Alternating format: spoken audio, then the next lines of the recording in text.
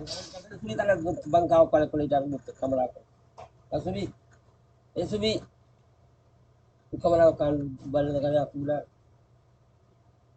कमरा को पंखा था मत कर दो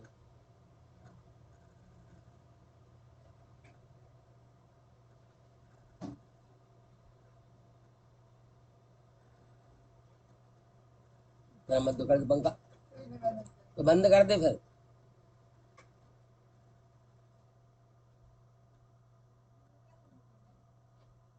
3, 2, 1।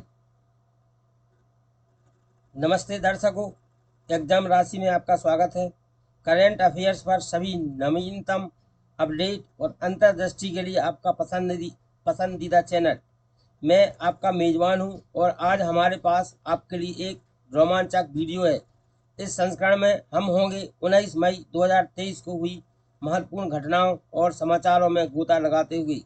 करंट अफेयर से अपडेट रहना महत्वपूर्ण है क्योंकि वे विभिन्न प्रतियोगी परीक्षा में महत्वपूर्ण भूमिका निभाते हैं और आपको हमारे आसपास की दुनिया के बारे में सूचित कर रहने में मदद करते हैं।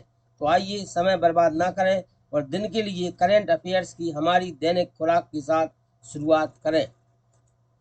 पहले देखेंगे कल जो करंट अफेयर्स थे उनके रिवीजन के बारे में। क्वेश्चन 1 था, नई दिल्ली में विधायी प्रारूपण पर एक प्रशिक्षण कार्यक्रम का उद्घाटन अमित शाह ने किया। वैश्विक महिला मुद्दों के लिए बड़े पैमाने पर अमेरिकी राजदूत के रूप में गीता राव गुप्ता को नियुक्त किया गया है। नई दिल्ली में डीप ओशन मिशन की पहली उच्च स्तरीय संचालन समिति की बैठक की अध्यक्षता डॉक्टर जितेंद्र सिंह ने की। जनवरी 2024 में आसियान टूरिज्म फोरम की मेजबानी लाओस करेगा। हाल ही में माउंट एवरेस्ट को 26 बार सफलतापूर्वक फतह करने वाले दूसरे व्यक्ति फुरबा तासी शेरपा बने हैं। यूरोपीय संघ के नियामकों ने माइक्रोसॉफ्ट कंपनी के $69 बिलियन मूल्य के एक्टिविजन ब्लिजार्ड के अधिग्रहण को मंजूरी दी है। हाल ही में एयर मार्शल आशुतोष दीक्षित ने भारतीय वायुसेना में वायुसेना के उप प्रमुख का पद ग्रहण किया है। विश्व स्तर पर शांति में एक साथ रहने का अंतर्राष्ट्रीय दिवस 16 मई को मनाया जाता है। देहरादून में राष्ट्रीय होम्योपैथिक सम्मेलन होमोकान 2023 का उद्घाटन मुख्यमंत्री पुष्कर सिंह धामी ने किया। पुणे में MIT वर्ल्ड पीस यूनिवर्सिटी ने एशिया की पहली सबसी रिजर्व लैब स्थापित की है। अब हमने कल आपको एक क्वेश्चन पूछा था, देखते हैं उसका आंसर क्या है। क्वेश्चन था, भारत और बांग्लादेश के बीच शुरू किए गए 50 स्टार्टअप एक्सचेंज प्रोग्राम का उद्देश्य क्या है। भारत और बांग्लादेश के बीच शुरू किए गए 50 स्टार्टअप एक्सचेंज प्रोग्राम का उद्देश्य क्या है। फर्स्ट ऑप्शन था, दोनों देशों के बीच 50 स्टार्टअप के लिए यात्रा सुविधाएं प्रदान करना। सेकंड ऑप्शन, साझेदारी को बढ़ावा देना, व्यापार संबंधों का विस्तार करना और युवा उद्यमियों के बीच सहयोग को बढ़ावा देना। थर्ड ऑप्शन था, ई कॉमर्स, स्वास्थ्य, परिवहन, ऊर्जा, शिक्षा और कौशल विकास के क्षेत्र में अनुभवों और ज्ञान के आदान प्रदान की सुविधा के लिए। फोर्थ ऑप्शन था, भारत और बांग्लादेश के बीच द्विपक्षीय व्यापार समझौते स्थापित करने के लिए। इसका सही आंसर था, साझेदारी को बढ़ावा देने, व्यापार संबंधों का विस्तार करने और युवा उद्यमियों के बीच सहयोग को बढ़ावा देने के लिए।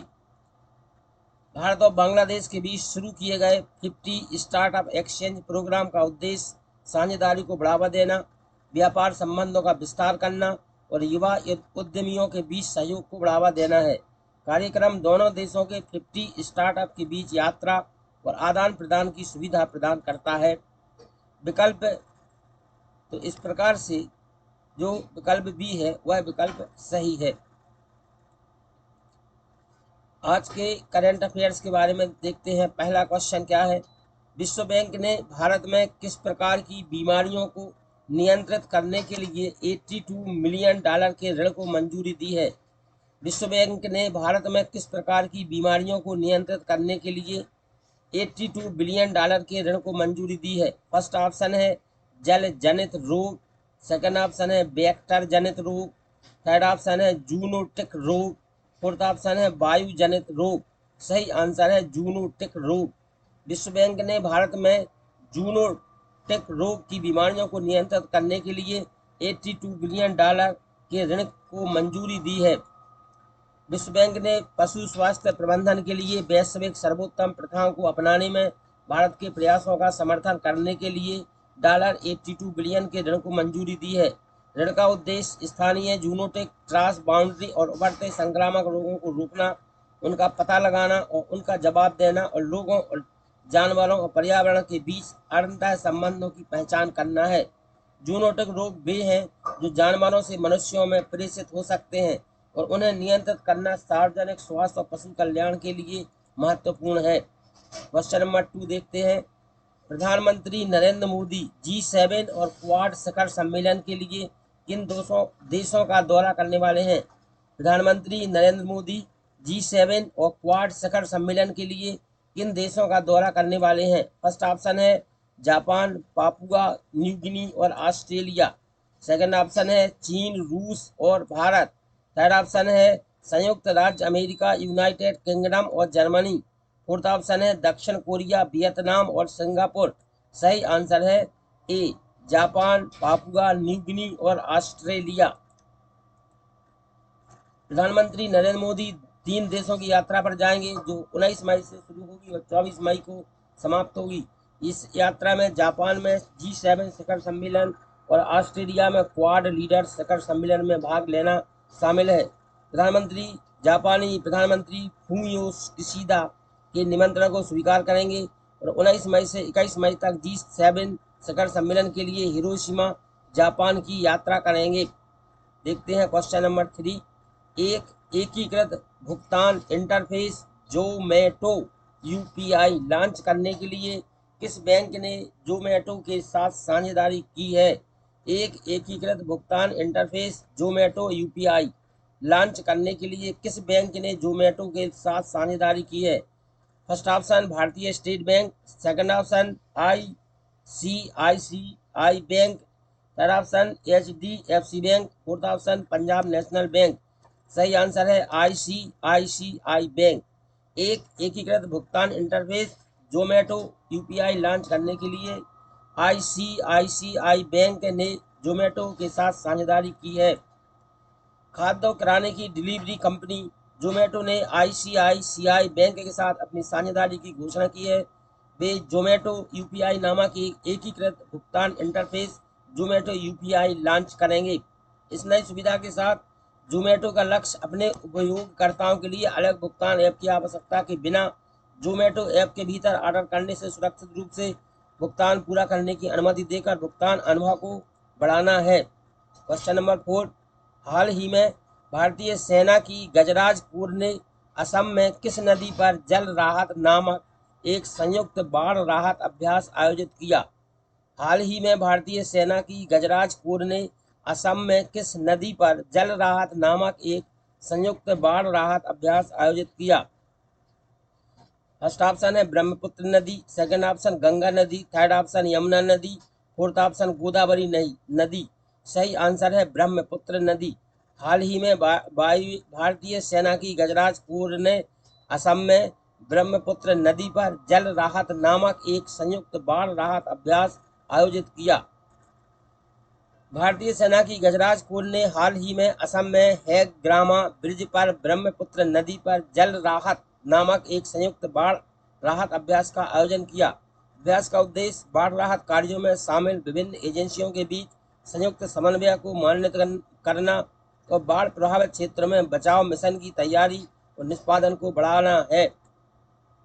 इस अभ्यास में भारतीय सेना, सशस्त्र सीमा बल SSB, राष्ट्रीय आपदा प्रतिक्रिया बल NDRF, राज्य आपदा प्रतिक्रिया बल SDRF, जिला आपदा प्रबंधन प्राधिकरण DDMA, विभिन्न संगठनों के पुलिस प्रतिनिधियों की भागीदारी देखी गई।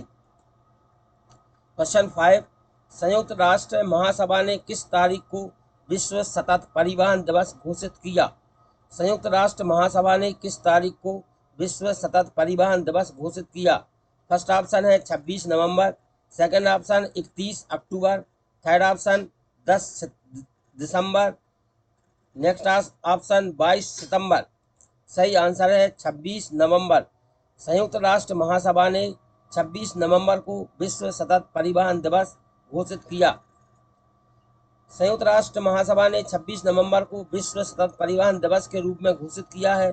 इस महत्वपूर्ण कदम का उद्देश्य इस दिन को मान्यता देने के प्रस्ताव को अपनाकर स्थायी और पर्यावरण के अनुकूल परिवहन को बढ़ावा देना है। वैश्विक पहल का उद्देश्य जागरूकता बढ़ाना, जनता को शिक्षित करना और परिवहन स्थिरता से संबंधित मुद्दों के समाधान में अंतर्राष्ट्रीय सहयोग को बढ़ाना है। प्रस्ताव सदस्य देशों, संयुक्त राष्ट्र संगठनों, अंतर्राष्ट्रीय और क्षेत्रीय संस्थानों और नागरिक समाज को शैक्षिक गतिविधियों पर केंद्रित कार्यक्रमों और टिकाऊ परिवहन के बारे में ज्ञान बढ़ाने के माध्यम से इस दिन को मनाने के लिए प्रोत्साहित करता है।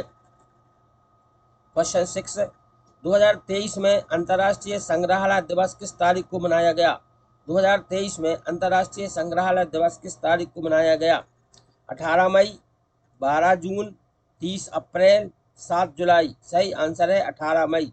2023 में अंतर्राष्ट्रीय संग्रहालय दिवस अभी 18 मई को मनाया गया है।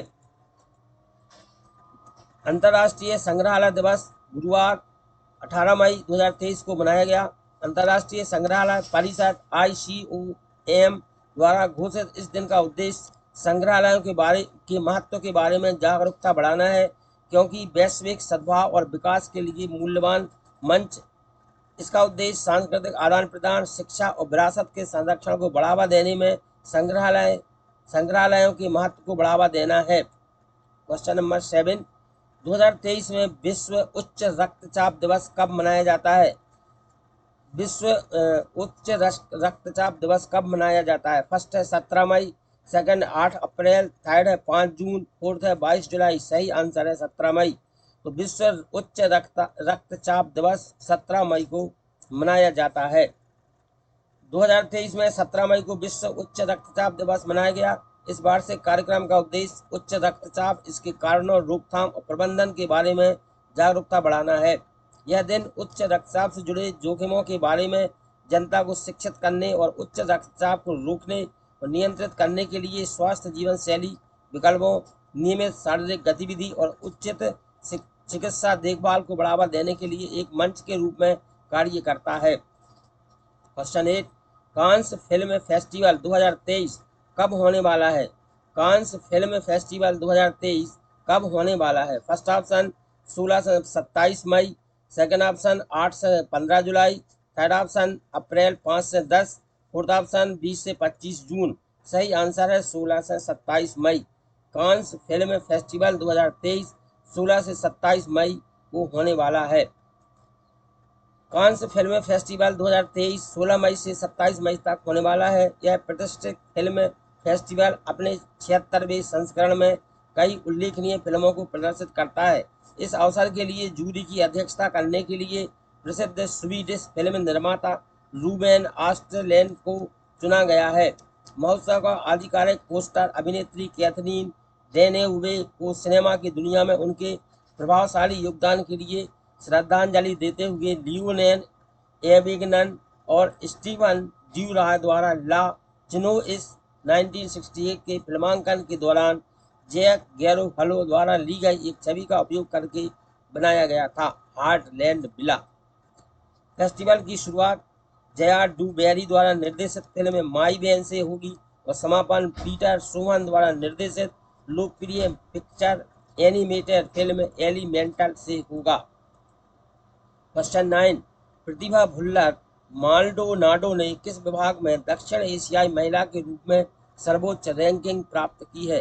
प्रतिभा भुल्लर माल्डोनाडो ने किस विभाग में दक्षिण एशियाई महिला के रूप में सर्वोच्च रैंकिंग प्राप्त की है? फर्स्ट ऑप्शन न्यूयॉर्क पुलिस विभाग NYPD, सेकंड ऑप्शन भारतीय विदेश सेवा IFS, थर्ड ऑप्शन संयुक्त राष्ट्र विकास कार्यक्रम UNDP, फोर्थ ऑप्शन संघीय जांच ब्यूरो FBI। सही आंसर है न्यूयॉर्क पुलिस विभाग NYPD। भारतीय मूल की प्रतिभा भुल्लर माल्डोनाडो न्यूयॉर्क पुलिस विभाग NYPD में सर्वोच्च रैंकिंग वाली दक्षिण एशियाई महिला बन गई हैं। उन्हें पिछले महीने कैप्टन के पद पर पदोन्नत किया गया था। प्रतिभा भुल्लर माल्डोनाडो, जिनका जन्म पंजाब भारत में हुआ था, जब वे 9 वर्ष की थीं तब अपने परिवार के साथ संयुक्त राज्य अमेरिका चली गईं। वह 1999 में NYPD में शामिल हुई और उन्होंने गश्ती अधिकारी, जासूस और सार्जेंट सहित विभिन्न भूमिकाओं में काम किया। क्वेश्चन 10, रिलायंस रिटेल वेंचर्स लिमिटेड RRVL ने किस जर्मन रिटेलर से भारतीय कैश एंड कैरी व्यवसाय खरीदा? रिलायंस रिटेल वेंचर्स लिमिटेड RRVL ने किस जर्मन रिटेलर से भारतीय कैश एंड कैरी व्यवसाय खरीदा? फर्स्ट ऑप्शन है वॉलमार्ट, सेकंड ऑप्शन है टेस्को, थर्ड ऑप्शन है मेट्रो एजी, फोर्थ ऑप्शन है LD। सही आंसर है Metro AG. Reliance Retail Ventures Limited RRVL ने मेट्रो एजी जर्मन रिटेलर से भारतीय कैश एंड कैरी व्यवसाय को खरीदा। जर्मन रिटेलर मेट्रो एजी ने रिलायंस रिटेल वेंचर्स लिमिटेड RRVL को अपने भारतीय कैश एंड कैरी व्यवसाय की पूरी बिक्री की घोषणा की, जो रिलायंस इंडस्ट्रीज लिमिटेड के खुदरा साम्राज्य का संचालन करती है। चलिए अब क्वेश्चन फॉर यू, आज के लिए आपसे क्वेश्चन पूछा जा रहा है जिसका उत्तर आपको कमेंट बॉक्स में लिखना है। ये क्वेश्चन इसलिए पूछा जाता है ताकि आप भी सर्च करके अपने ज्ञान को बढ़ा सकें। क्वेश्चन है, किसने केंद्रीय कानून मंत्री के पद से इस्तीफा दे दिया है और अब पृथ्वी विज्ञान मंत्रालय का कार्यभार संभालेंगे? किसने केंद्रीय कानून मंत्री के पद से इस्तीफा दे दिया है और अब वे पृथ्वी विज्ञान मंत्रालय का कार्यभार संभालेंगे? फर्स्ट है किरण रिजिजू, सेकंड है जितेंद्र सिंह, थर्ड है अर्जुन राम मेघवाल, फोर्थ है उपरोक्त में से कोई नहीं। सही आंसर है किरण रिजिजू। तो किरण रिजिजू ने केंद्रीय कानून मंत्री के पद से इस्तीफा दे दिया है और अब पृथ्वी विज्ञान मंत्रालय का कार्यभार संभालेंगे। किरण रिजिजू ने केंद्रीय कानून मंत्री के पद से इस्तीफा दे दिया है और अब वे पृथ्वी विज्ञान मंत्रालय के लिए जिम्मेदार होंगे। अर्जुन मेघवाल को उनकी वर्तमान जिम्मेदारियों के अलावा कानून और न्याय मंत्रालय में राज्य मंत्री स्वतंत्र प्रभार के रूप में नियुक्त किया गया है। तो यह हमें एग्जाम राशि पर आज के वीडियो के अंत में लाता है। हम आशा करते हैं कि आपको यह सत्र जानकारीपूर्ण और आकर्षक लगा होगा। इससे आपको दिन के करंट अफेयर्स के बारे में अपने ज्ञान को बढ़ाने में मदद मिली। इस तरह के और वीडियो के लिए हमारे चैनल पर बने रहें। विषयों और परीक्षा से संबंधित सामग्री की एक विस्तृत श्रृंखला। इस वीडियो को पसंद करना ना भूलें, इस वीडियो को लाइक करना ना भूलें, इसे अपने दोस्तों के साथ साझा करें और परीक्षा एग्जाम राशि की सदस्यता लें ताकि अपडेट कभी ना छूटे। याद रखें, करंट अफेयर से अपडेट रहना सफलता की दिशा में एक आवश्यक कदम है।